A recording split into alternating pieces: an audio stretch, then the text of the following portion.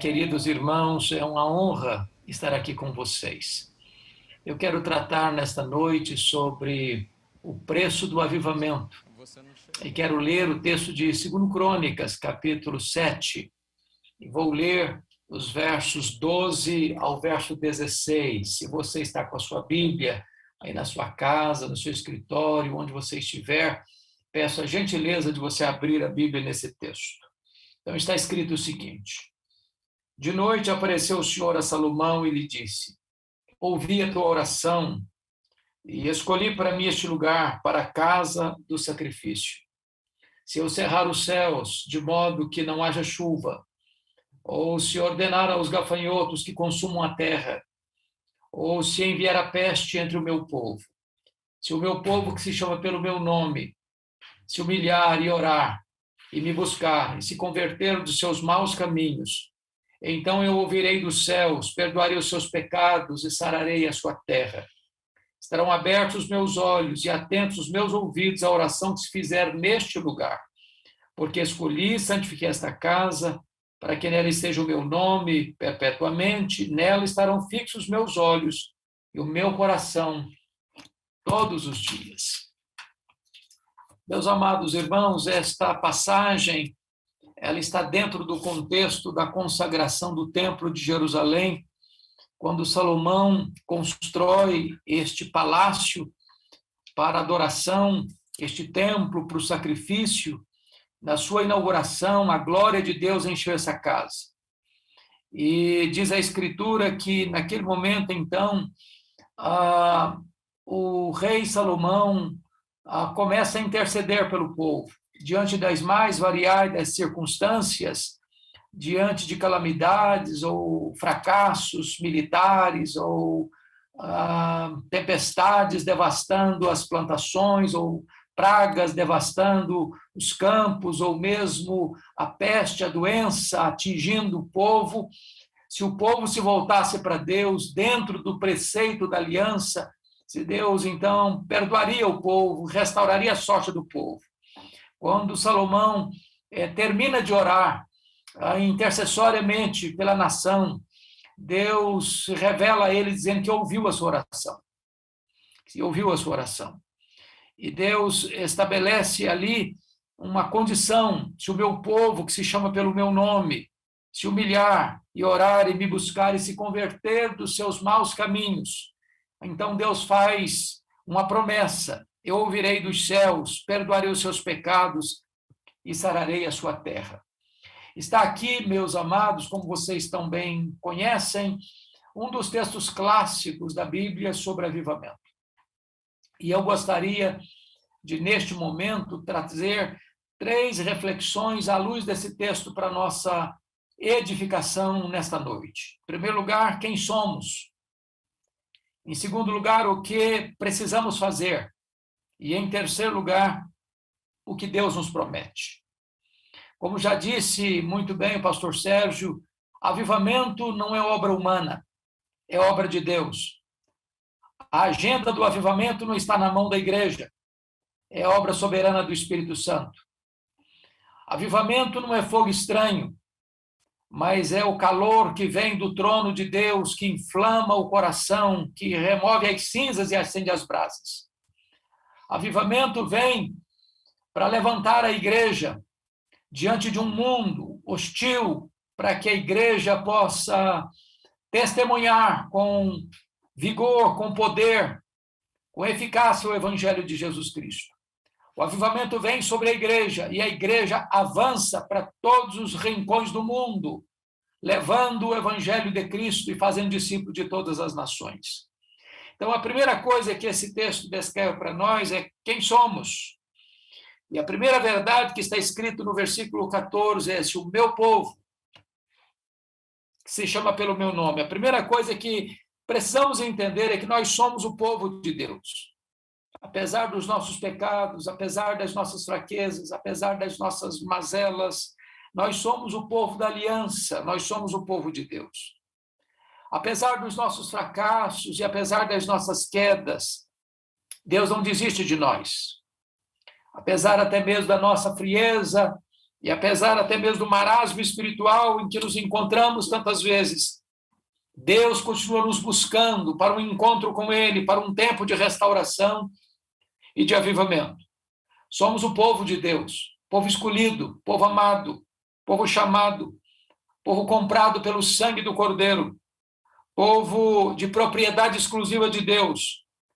Somos os servos de Deus, os filhos de Deus, os herdeiros de Deus, somos a menina dos olhos de Deus, somos a sua herança, somos a sua delícia. Ser povo de Deus é um grande privilégio, mas é certamente também uma imensa responsabilidade.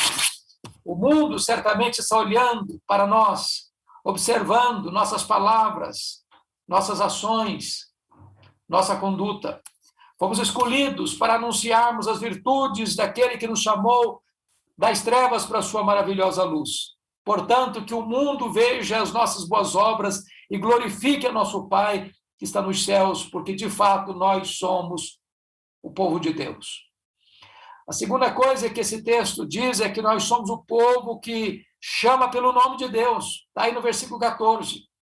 Aliás, Deus é a nossa própria identidade. Nós não temos outra referência. Nós não temos outro nome a quem clamar. Nós não temos outra agência a quem buscar.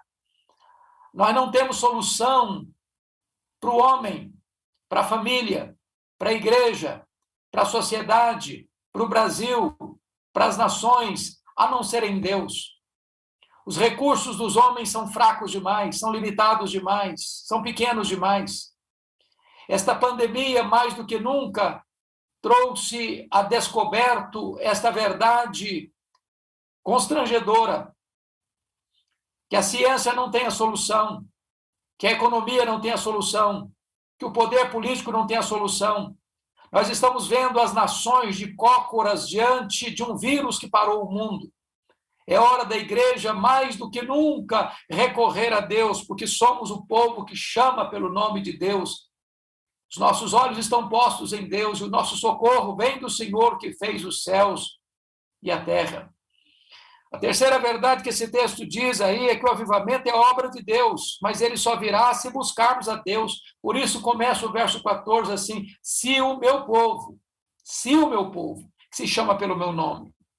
Notem, amados, a partícula se indica, portanto, aqui a possibilidade do povo afastar-se de Deus, ficando assim privado das bênçãos que Deus tem para a sua igreja.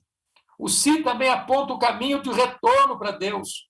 Seja qual for a distância que você estiver, você pode voltar, porque a porta está aberta, os braços de Deus estão abertos, os celeiros de Deus estão abertos, as bênçãos de Deus estão disponíveis. Se o povo que se chama pelo nome de Deus buscar a Deus, a vitória virá. Porque diz a Escritura que quando nós nos voltamos para Deus, Ele se volta para nós. Porque a água é derramada sobre o sedento, e a terra é derramada sobre a terra seca, e as torrentes do Espírito Santo são derramadas sobre esta descendência de Abraão, que se chama pelo nome de Deus. Mas há uma segunda verdade, irmãos, aqui que eu gostaria de pensar com vocês, não só quem somos, mas esse texto nos mostra que se nós queremos avivamento, existe aqui também o que nós precisamos fazer. E a primeira coisa que o texto diz, se o meu povo, que se chama pelo meu nome, se humilhar. Não há avivamento sem humilhação. Onde tem arrogância espiritual, como acontecia na igreja de Laodiceia, estou rica, abastada, não preciso de coisa nenhuma, não tem avivamento. Não tem avivamento onde nós fazemos uma leitura superficial do nosso próprio coração, como fez a igreja de Sardes, que se dizia viva, mas estava morta. Não tem avivamento onde, mesmo preservando a sã doutrina, perdemos, como a igreja de Éfeso, o primeiro amor. Nós precisamos nos humilhar, porque a Bíblia diz que Deus rejeita o soberbo. A Bíblia nos informa que começa o avivamento com choro. O avivamento começa com choro, com consciência de crise, com humilhação. Eu não tenho dúvidas disso, que, historicamente, tanto na Bíblia quanto nos 20 séculos de cristianismo, nunca houve um avivamento que não tenha sido começado com pranto, com choro, com quebrantamento, com o coração rendido, quebrantado, com o rosto humilhado na presença do Deus Todo-Poderoso. O que Deus quer do seu povo, certamente, não é que este povo estadeie com vaidade uma tintura de melhor procedimento. O que Deus espera da igreja não é apenas novos e melhores votos, maior dose de boa vontade, mais simpatia para com a sua causa, passar a contribuir mais, embora isso seja necessário e tantas vezes expressão da fidelidade. O que Deus requer do seu povo, se ele quer um avivamento, é que esse povo se humilhe e se submeta a ele. A Escritura diz, Isaías 57:15, assim: habito com o contrito e abatido de espírito ou de coração. As bem-aventuranças abrem com esta bem-aventurança: bem-aventurados humildes de espírito, porque deles é o reino dos céus. É muito importante entendermos isso. Queria aqui trazer à memória esclarecida de vocês um fato ocorrido na missão Quacis-Abanto, onde aconteceu um grande avivamento nos idos de 1966. Eu tive o privilégio de visitar esta missão e ser testemunha ocular das maravilhas que Deus fez naquele lugar. Cegos viram, coxos andaram, mortos ressuscitaram, leprosos purificados, multidões convertidas, feiticeiros transformados, a glória de Deus ali se manifestou. Mas quando o pastor Erle Stigen, o líder daquela missão, estava já em processo de busca de avivamento, num país tão marcado pelo apartheid, pela segregação racial, certa feita, ele que trabalhava com os Zulus, uma tribo feiticeira, beligerante, e ele recebe algumas autoridades brancas, ele jeitosamente, com uma espécie ainda de resquício do preconceito, fecha a janela da casa para que os seus ilustres visitantes não vissem os negros zulus do lado de fora. E na medida que ele fecha a porta, o Espírito Santo disse a ele claramente, não em voz audível, mas aquela voz inconfundível que bate ao seu coração: se você fechar a janela, eu ficarei do lado de fora. E Erle Stigen chega à conclusão de que ele, ali como líder, como pastor, como missionário, era o principal obstáculo para a chegada do avivamento. Que o avivamento não viria sem que primeiro ele, como líder, como pastor, se humilhasse, se quebrantasse, se arrependesse debaixo da poderosa mão de Deus. Essa é a primeira exigência que Deus faz ao seu povo: humilhação, se nós queremos avivamento. A segunda coisa que o texto diz: o meu povo que se chama pelo meu nome se humilhar e orar. Nós precisamos orar, porque todo avivamento é precedido por oração. Não há avivamento sem oração. Orar é necessário, como Jacó orou no Val de Jaboque, clamando e chorando, conforme Oséias 12, versículo 4. Eu não te deixarei ir se tu não me abençoares. E ali Deus mudou o seu nome. Ali Deus salvou a sua vida. Ali Deus mudou a sua história. Devemos orar como orou Elias no cume do Carmelo. Depois de 3 anos e meio de juízo de Deus, de seca severa, ele sobe para o cume do Carmelo, depois de remover o obstáculo, que era Baal, do caminho. As chuvas chegaram, porque Elias se prostrou para orar. As chuvas caíram, porque Elias subiu ao cume do Carmelo. Mas subiu não para fazer propaganda de uma espiritualidade suposta. Ele subiu ao cume do Carmelo para prostrar-se com o rosto no chão, orando a Deus com o coração quebrantado. Precisamos orar como Ezequias orou para Deus livrar Jerusalém do ataque iminente dos assírios. Precisamos orar com lágrimas, como Neemias orou para Deus restaurar Jerusalém, que estava há mais de 140 anos debaixo de opróbrio. Precisamos orar como os discípulos oraram no cenáculo 10 dias, todos unânimes, perseverando em oração, aguardando a promessa do Pai, o revestimento de poder, até que os céus se fenderam e eles foram revestidos com o poder do Espírito Santo. Devemos orar como aqueles estudantes da Universidade de Oxford oraram. E naquela madrugada de 31 de dezembro de 1739, eles foram cheios do Espírito Santo e a história da igreja da Inglaterra mudou e a história daquela nação mudou. Nós devemos orar como os pastores coreanos oraram naquele acampamento em 1907 e aquele avivamento chega na Coreia e os reflexos podem ser vistos ainda hoje. Se a igreja quer avivamento, nós precisamos restaurar o altar do Senhor que está em ruínas, nós precisamos buscar a Deus em oração. Mas em terceiro lugar, meus irmãos, o que devemos fazer? O texto prossegue: se o meu povo, que se chama pelo meu nome, se humilhar e orar e me buscar. É quando nos tornamos para Deus, é que Ele se torna para nós. Precisamos ter deleite em Deus. A presença de Deus é a nossa maior necessidade. Hoje a igreja brasileira e em outros cantos do mundo tem buscado avidamente prosperidade, riqueza, sucesso, fama, cura, milagres, coisas, bênçãos. Mas isso não é avivamento. Avivamento é sede de Deus.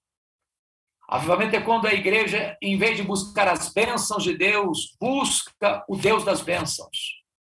Assim como Moisés, certa feita, escuta de Deus o seguinte: Moisés, eu não irei convosco, mas eu enviarei um anjo, e eu conduzirei vocês à terra prometida. E Moisés respondeu: não, Deus, um anjo é tão importante. A terra prometida é maravilhosa.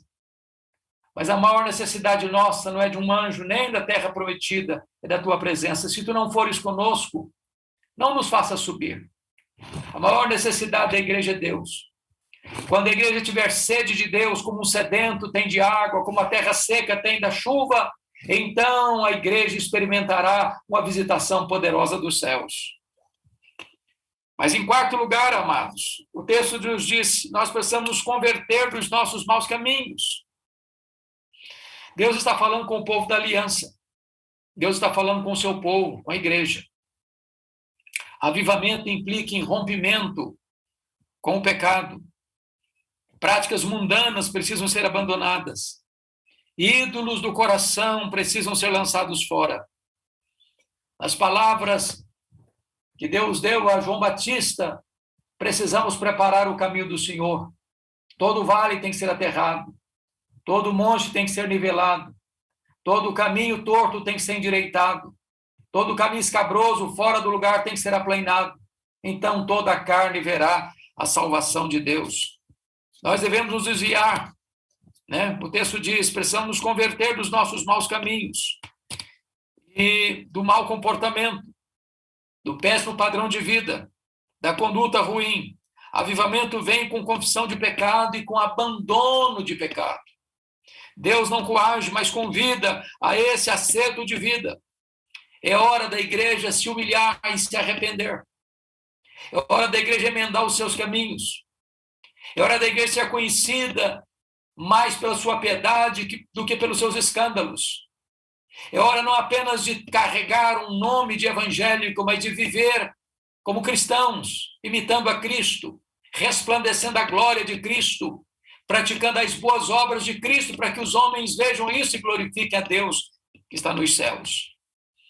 Mas, amados, eu gostaria de, nesta breve meditação, encerrar tratando do terceiro ponto. Primeiro, quem somos. Segundo, o que precisamos fazer. E, em terceiro lugar, o que Deus nos promete.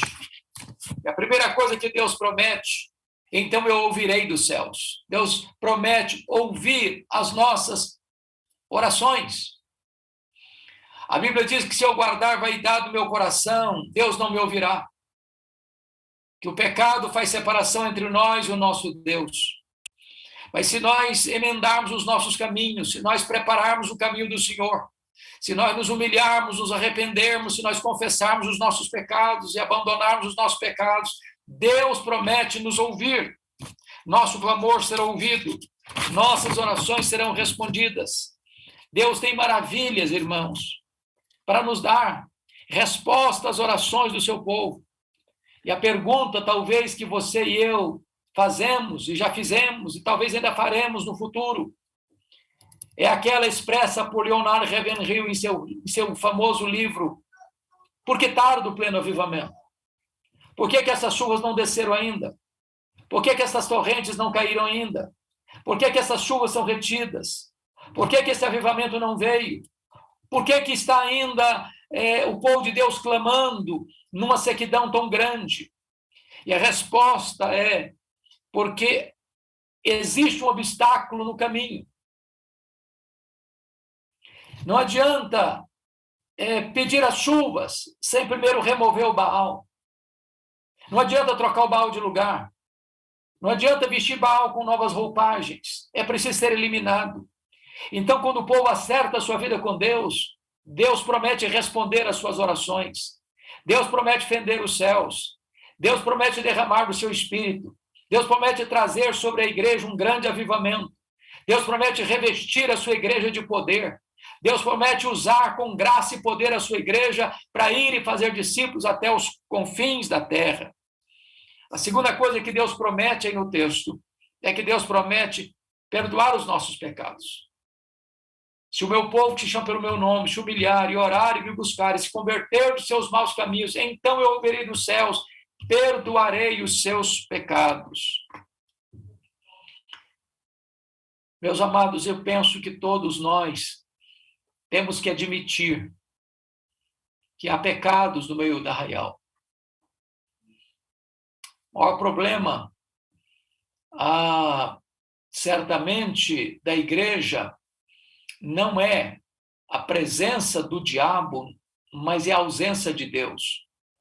E a Bíblia diz que o pecado é maligníssimo, pior do que a fraqueza, pior do que a doença, pior do que a própria morte, porque o pecado nos priva do maior bem. O pecado faz separação entre nós e o nosso Deus.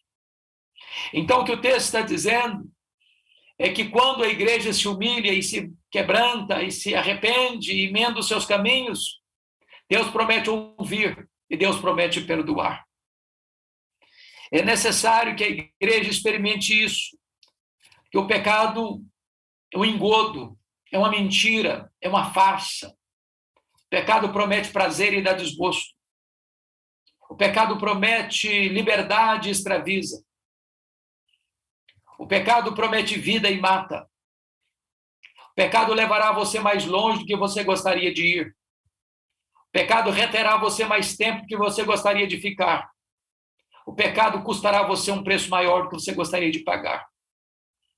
É preciso que haja arrependimento para que haja perdão. O amor de Deus é incondicional, mas o perdão não. O perdão exige arrependimento. É só quando há arrependimento que existe perdão. Então é muito importante nós entendermos isso. Aquele que encobre as suas transgressões jamais prosperará, mas aquele que as confessa e deixa alcançará misericórdia. Mas finalmente, meus irmãos, o texto promete que Deus vai sarar a nossa terra, e sararei a sua terra. Eu acho que mais do que nunca, esta verdade é necessária para nós brasileiros, mormente para nós cristãos, para nós evangélicos. Nossa vida precisa de cura. Nosso coração precisa de cura. Nossas emoções precisam de cura. Nossa mente precisa de cura. Nossa alma precisa de cura. Nossa família precisa de cura. Nossa igreja precisa de cura. Nossa cidade precisa de cura. Nosso estado precisa de cura. Nossa nação precisa de cura. As nações do mundo precisam de cura. Nós estamos no epicentro de uma pandemia. O Brasil, atualmente, é o ponto mais tenso dessa pandemia em todo o mundo. Quase 4 mil mortos por dia, mais de 300 mil mortos ceifados com Covid ou de Covid. A nossa terra está enferma. Nossos governantes estão enfermos. Nossos governados estão enfermos. E nós precisamos de cura. Esta cura não emana da medicina que o homem produz, mas esta cura procede do braço onipotente do Deus Todo-Poderoso. Só Ele tem poder de perdoar todas as nossas iniquidades e sarar todas as nossas enfermidades. É hora de nós clamarmos a Deus, para Deus visitar a nossa nação, para Deus visitar a nossa terra, para Deus sarar a nossa terra, para Deus sarar a nossa nação. Quero dizer aos meus amados, para concluir, que hoje é tempo de buscarmos ao Senhor. Hoje é tempo de ouvirmos a sua voz. Hoje é tempo de acudirmos e atentarmos para os seus conselhos. Se o meu povo, que se chama pelo meu nome, se humilhar e orar e me buscar, se converter dos seus maus caminhos, então eu ouvirei dos céus, perdoarei os seus pecados e sararei a sua terra. Que Deus tenha misericórdia de nós e que nós tenhamos a bênção e a alegria de ver nos nossos dias um poderoso avivamento, alcançando a igreja e assim reverberando para todos os recantos da nossa nação e, quem sabe, expandindo-se para outros países do mundo. Que Deus abençoe a Juvep, que Deus abençoe a sua liderança, que Deus abençoe a todos aqueles que estão conosco nesta noite, que Deus alcance o nosso coração com a sua bendita palavra, porque é tempo de buscar o Senhor, até que Ele venha e visite a sua igreja e restaure a sua vinha e traga sobre nós um poderoso reavivamento espiritual. Que Deus nos ajude. Amém.